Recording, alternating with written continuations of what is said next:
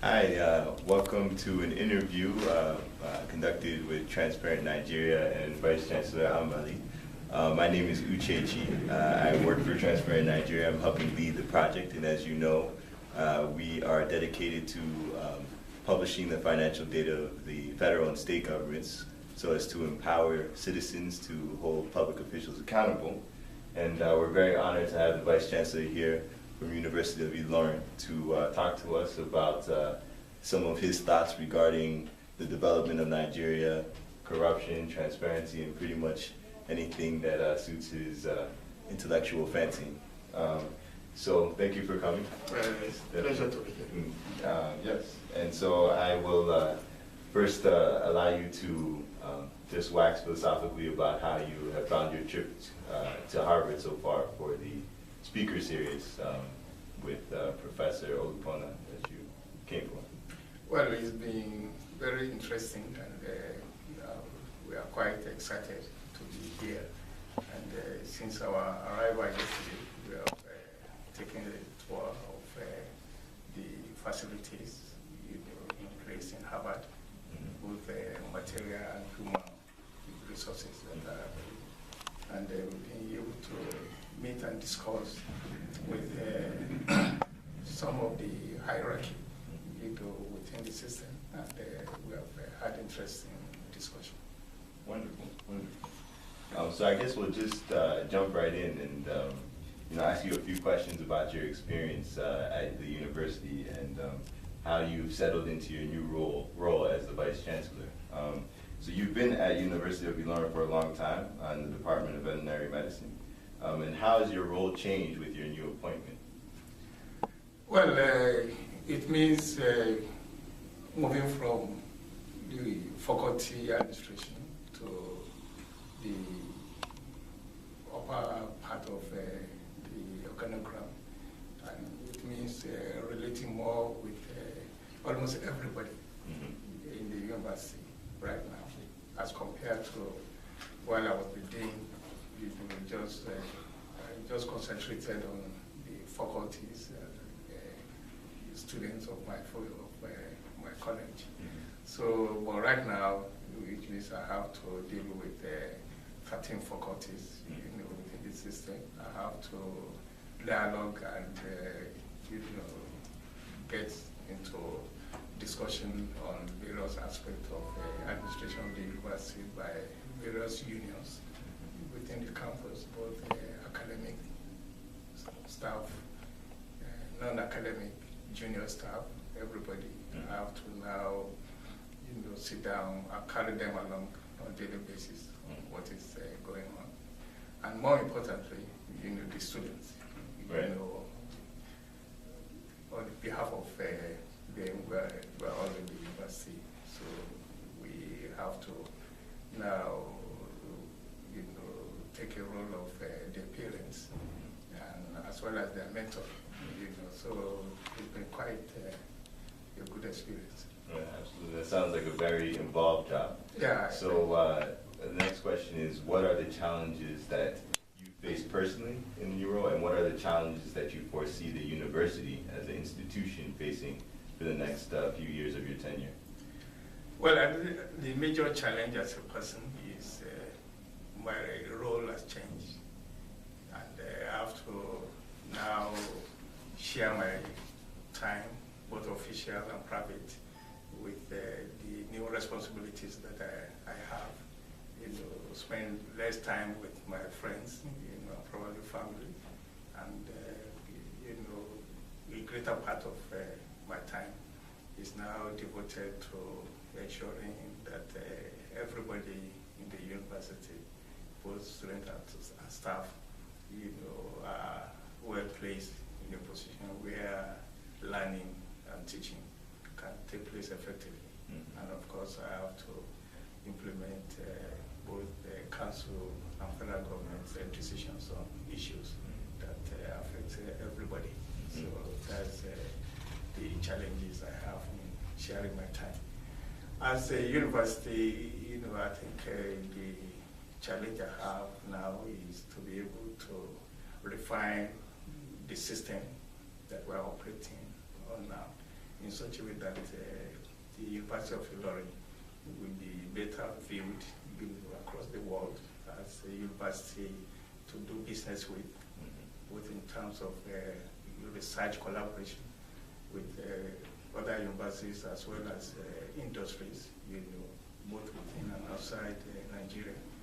And then to ensure that we provide qualitative education to those students that are fortunate to be admitted into the university. And then to ensure that we give them a kind of education that will be useful to them, when they graduate, both useful to them personally and then useful to the community in the country, and then be able to contribute to the all development processes that is going on across the globe. Then, of course, the immediate community where the university is located, has to feel our impact. So it means the University of Ilorin, will have to look into the system of its operation to make whatever they are doing more relevant to their immediate community, so that it won't be an island, or untouchable group within the Kwara State where the university is located. We want to bridge the gap that probably currently existing between the town and ground. Right. We hope in the next few years that I have, we should be able to make impact in that. So that's the challenge I face. Right. Yeah, it's interesting. You mentioned the students and how you want to engage and shepherd and mentor them. And at Transparent Nigeria, we're very interested in a few things. One is the youth, and one is change and development. So our question is, what role do you see students taking in development in Nigeria, and how do you plan to encourage them to take a more active role in the development in Nigeria? Well, thank you very much. Well, I've been telling students, the younger ones especially, that the future belongs to them, while the present and probably the past, are the responsibility and burden of the older ones. So I try as much as possible to listen to them, because as a youth they have to shape the present so that tomorrow will be better for them. So in the effort to achieve that, I've been having great dialogue with them. I carry them along.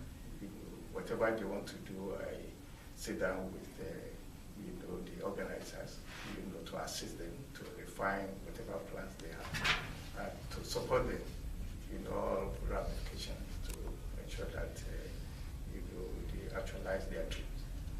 So then, the students, I believe that with greater interaction, they have a lot of intellect, and ideas, of which we cannot, put aside. When you talk about ICT, they are a sort of group to reckon with, because this is their age that they are fortunately enough to be witnessing and to go through. So we have to support them to have access to ICT, to have all the technology, to use the facilities.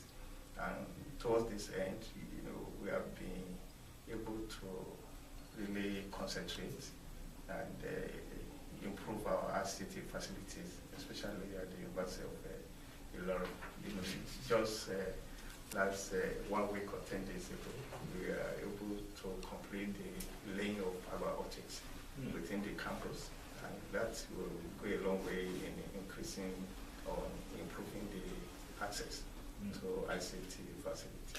So, of course, in the area of quality of education that they receive at the university, the University of Ilorin is well known for COBES program.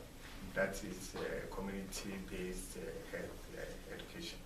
And, our College of Medicine happened to be the pioneer of that kind of program. And it's now being expanded, to embrace all other faculties, both arts and science based, so as to make them relevant, to give them the rural experience of Nigeria.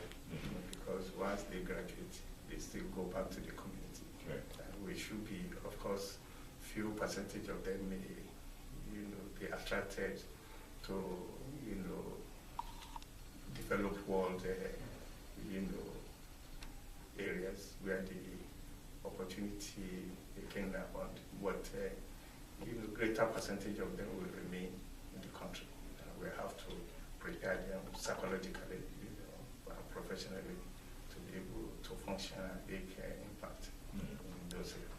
Right. That's actually a good segue into our next question. So, we're at Harvard's academic institution, but it's in a very different context in America. So, our question is, what is the role that academic institution like University of Ilorin should play? Or what is your opinion on the role that your university should play in Nigeria, which is in a developing context, versus the role that academic institutions maybe in America or in UK play? What are the differences and what are the similarities? Well, the similarities are that one, like any university, you are saddled with the responsibility of teaching, research, and community development. That's the basic responsibility of universities all over the world. Of course, the modus operandi of achieving those three goals differ slightly, between the developing world and the developed world. And taking research, for example, the universities in developed worlds like Wisconsin, they have a greater opportunity of being patronized by industries, around here, by business, establishments around here. So the staff here are well challenged, looking at the problems and solving, the problems, evolving solutions. We in the developing countries like Nigeria, we have, challenges in those areas. We have limited avenue for funding when it comes to research, especially in technology-based research, because the industries that we have, at home, are more or less, satellite, shops, so to say. We don't have industries that are indigenously based, that are not just another extension of what you have here. So not much research, is being, carried out, or the parent, company here don't give them enough power, to sponsor research to work a solution. So that's one. Secondly, the patronage, by, our people to support research in terms of, philanthropic kind of approach, by individuals that are wealthy, that attitude is yet to be fully embraced. See Harvard, when you look at the history of Harvard, it was started by an individual donating, his house and acres of land, for the university to take off. Such attitude is still being studied, by our wealthy people at home. Not that they don't want to do it, but it's taking time for them to realize that it's something to be done. But with time, I hope, I pray that the attitude will change. And then in terms of teaching also, we have well-trained staff, at home, and the students also are, very eager to learn, but the condition under which they are trained is still being worked on, because we need to improve those things. And the facilities in place, is still, an area to be looked into and improved upon. And so the challenges, both for staff and students, is that they have to put in extra effort to attract research grants, to carry out meaningful research, and to teach under conducive atmosphere, for both learning and teaching, to take place. And but we're working on those things, because the government is trying space, and because the probably purchasing power of the people at home, judging from the exchange rate, has gone a long way to reduce their appetite for foreign goods. And hopefully, as time goes on, people will start developing indigenous, technology and facilities to, give an excellent, improved goods and services to our people. But the future is bright. So along the theme of the future, our question is, if you were to put your politician's hat on or your public servant's hat on and say, I'm going to pursue one key initiative to fix the education system in Nigeria and to fix Nigeria's problems in general, we're curious to see, from your standpoint, what you think the government should focus on, maybe the one key area that you think could jumpstart reform in a meaningful way. Well, thank you very much. That is a very interesting question. But as I once told a colleague of yours that asked me a similar question sometimes back, is the fact that I would prefer to tell you what I want to do for my university to achieve the three main assignments given to me by the federal government. But I don't want to put my place, as if I'm either if I'm given the opportunity to be minister, or because the position is not vacant. So, but to tell you what University of Ilorin wants to do in order to contribute, to the growth and development of the country, University of Ilorin was to strengthen the capacity of our staff, academic staff, to carry out their responsibility, effectively. And towards that end, during my period, which I've started already, that I want to encourage training and retraining of my staff, and both the academic and the non-teaching. In terms of that, there are two aspects. Those that have already achieved, the highest academic, qualification as PhD. I want to give them the opportunity to be able to undertake postdoctoral, visits to, develop work. And if I do that, they will be able to improve on their research capabilities. They will be able to improve on their teaching methods, so that by the time they spend 1 year elsewhere, especially in the developed world, when they come back, they will be a better professor, they will be a better lecturer, researcher, and hopefully make, a good, impact on the society. Of course, when you train people, outside, especially outside the country.